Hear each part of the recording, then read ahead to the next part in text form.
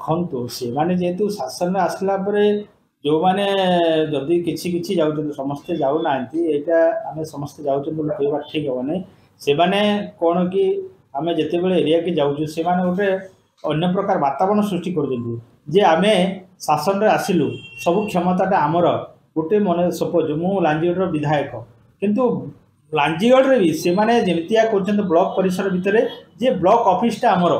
ଆମେ ଯେହେତୁ ସରକାରରେ ଆସିଲୁ ସବୁ କାର୍ଯ୍ୟକ୍ରମ ଗୁଡ଼ାକ ଆମ ଦ୍ୱାରା ପରିଚାଳିତ ହେବ ଯେହେତୁ ସରକାର ସବୁ। ଆରେ ଯେଉଁଟା ବିଧାୟକ ତାଙ୍କର ଅଛନ୍ତି ସେଠି ବିଧାୟକର କଥା ବି ରହିବ, ସରପଞ୍ଚର କଥା ବି ରହିବ, ସମିତିର କଥା ବି ରହିବ, କିନ୍ତୁ ସବୁ କ୍ଷମତାକୁ ବ୍ଲକଠାରୁ ଆରମ୍ଭ କରି ପଞ୍ଚାୟତ ପର୍ଯ୍ୟନ୍ତ ସବୁ କ୍ଷମତାକୁ ସେମାନେ ହାଇଜାକ୍ କରିବା ପାଇଁ ଯେଉଁ ପ୍ରଚେଷ୍ଟା କରିଛନ୍ତି ସେଥିରେ ସେମାନେ ବିଫଳ ହେବେ। ଏବଂ ଯେଉଁ ପ୍ରକାର ସେମାନେ ଗୋଟେ ଚେଷ୍ଟା କରିଛନ୍ତି ଯେ ଆମେ ସବୁ ସରପଞ୍ଚକୁ ନେଇଯିବା, ସମିତିକୁ ନେଇଯିବା, କେତେ ଜଣକୁ ନେବେ? ଆପଣମାନେ ଜାଣିଛନ୍ତି ବିଜୁ ଜନତା ଦଳ ଗୋଟେ ବିରାଟ ଦ୍ରୁମ ଏବଂ ଆଜି ମଧ୍ୟ ବିଜୁ ଜନତା ଦଳ ଲୋକଙ୍କ ସାଙ୍ଗରେ ଅଛି, ରହିବ ମଧ୍ୟ। ଆଉ ସମସ୍ତଙ୍କର ଆଶା ବିଶ୍ୱାସ ବିଜୁ ଜନତା ଦଳ ପ୍ରତି ଅଛି। ପୂର୍ବତନ ମୁଖ୍ୟମନ୍ତ୍ରୀ ନବୀନ ପଟ୍ଟନାୟକ ପ୍ରତି ତାଙ୍କର ସମସ୍ତଙ୍କର ବିଶ୍ୱାସ ଓ ଆସ୍ଥାଭାଜନ ଅଛି। ଆପଣ ଯେଉଁ କହିଲେ ଲାଞ୍ଜିଗଡ଼ରେ ଆପଣଙ୍କୁ ମଧ୍ୟ ଯେଉଁ ବ୍ଲକ ଗୁଡ଼ିକରେ କାମ କରିବା ପାଇଁ ଦେଉନାହାନ୍ତି, ଆପଣଙ୍କ କାମରେ ଅର୍ଥାତ ବିଧାୟକଙ୍କ କାମରେ ବି ସେ ବାଧା ସୃଷ୍ଟି କରୁଛନ୍ତି କି? ନିହାତି ଭାବରେ ଆପଣ ଦୁଃଖ ସହିତ କହିବାକୁ ପଡ଼ୁଛି ଆମର ଯେଉଁ ପ୍ରପୋଜାଲ ଗୁଡ଼ାକ ବି ଗତ ବର୍ଷ ଯାହା କିଛି ବାକି ରହିଛି ସେଇଗୁଡ଼ାକୁ ସେମାନେ ଭିଡ଼ିଓକୁ ନିର୍ଦ୍ଦେଶ ଦେଉଛନ୍ତି, କହୁଛନ୍ତି ଯେ ଏଇ କାମ ଗୁଡ଼ା ବନ୍ଦ କର, ଆଉ ଏଇଟା ଆମେ ନିଷ୍ପତ୍ତି ନେଲା ପରେ ଏଇ କାମ ଗୁଡ଼ାକ ହେବ। ତାମାନେ ଦେଖନ୍ତୁ କେଉଁ ପ୍ରକାର ମାନେ ଶାସନ ସେମାନେ ଚଳେଇବାକୁ ଆରମ୍ଭ କଲେଣି। ଯଦି ଗୋଟେ ବିଧାୟକ ଫଣ୍ଡ ଯାଉଛି କିମ୍ବା ବିଧାୟକର ପ୍ରସ୍ତାବରେ ଗୋଟେ କାମ ହେବାକୁ ଯାଉଛି ସେଇ କାର୍ଯ୍ୟ ଗୁଡ଼ାକ ବି ସେମାନେ ବନ୍ଦ କରିବାକୁ ମାନେ ଭିଡ଼ିଓକୁ ନିର୍ଦ୍ଦେଶ ଦେଉଛନ୍ତି। ତେଣୁ ଦୁଃଖ ଲାଗୁଛି।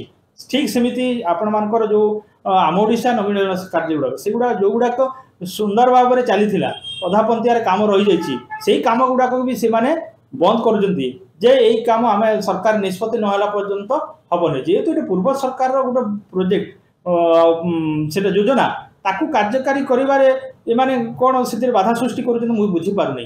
କିମ୍ବା ଏବେ ଯେଉଁ ସରକାର ପୂର୍ବ ସରକାର ଦେଇଛନ୍ତି ଯେଉଁ ଆମ ଓଡ଼ିଶା ନବୀନ ଗୋଟେ ପଇସାରେ ଜିଲ୍ଲା ସ୍ତରରେ ସେଇ ପଇସା ଅଛି ସେଇଟାକୁ କଲେକ୍ଟର ମାନଙ୍କୁ ବି କହିଦେଇଛନ୍ତି ତମେ ଆଉ ଭିଡ଼ିଓ ମାନଙ୍କୁ ପଇସା ଦିଅ ନାହିଁ, ସେ କାମକୁ ବନ୍ଦ କର। ଯଦି କ'ଣ ଭୁଲ ଅଛି ସେ ତଳ ସ୍ତରକୁ ଯାଆନ୍ତୁ, କାମର ଯଦି ନିମ୍ନମାନ ରହୁଛି କିମ୍ବା ମନମୁଖୀ ହେଉଛି କେଉଁଠି ହେରାଫେରି ହେଉଛି ତାର ଇନକ୍ୱାରି କରନ୍ତୁ।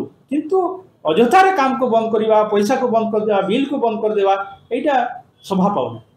ନାଇଁ ନାଇଁ ଦେଖନ୍ତୁ ଆପଣମାନେ ଯେଉଁ ଭୟର କଥା କହୁଛନ୍ତି ଏଇଟା ଗୋଟିଏ ଦଳ ଯେତେବେଳେ ଆମେ ବିଜୁ ଜନତା ଦଳ 24 ବର୍ଷ ଶାସନ କରିବା ଏବଂ ୟା ଭିତରେ ଆମେ 2024 ନିର୍ବାଚନ ପରାଜିତ ହେଲୁ ତାର ସମୀକ୍ଷା କରିବା, ଦଳକୁ ସୁଦୃଢ଼ କରିବା ଏବଂ ତୃଣମୂଳ ସ୍ତରରୁ ଆମର ଯେଉଁ ନେତାମାନେ ଅଛନ୍ତି ତାଙ୍କ ସହିତ ଯୋଗାଯୋଗ ରଖିକି ପୂର୍ବ ଅବସ୍ଥା କେମିତି ବଜାୟ ରହିବ ତା ପାଇଁ ମାନ୍ୟବର ଯେଉଁ ନବୀନ ପଟ୍ଟନାୟକ ଅଛନ୍ତି ପୂର୍ବତନ ମୁଖ୍ୟମନ୍ତ୍ରୀ ଚେଷ୍ଟା କରିଛନ୍ତି ଲୋକଙ୍କ ସହିତ ଜଡ଼ିତ ରହିବା ପାଇଁ।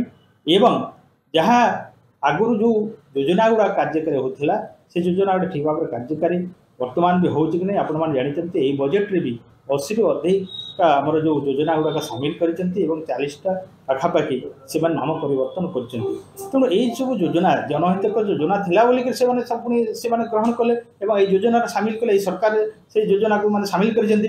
ତେଣୁ ଏଇଠି ଆମେ ଲୋକକୁ ସହିତ ଯୋଗାଯୋଗ ରଖିବା, ଲୋକଙ୍କ ସହିତ ଆମେ ସବୁବେଳେ ସମ୍ପର୍କ ରଖିବା। ନବୀନ ପଟ୍ଟନାୟକ ସେମାନଙ୍କୁ ଯଦି ଆପଣଉଛନ୍ତି ସେଥିରେ ତାକୁ ଯଦି କହିବେ ଭୟଭୀତ ତାହେଲେ ମୁଁ ଏଥିରେ ଏକମତ।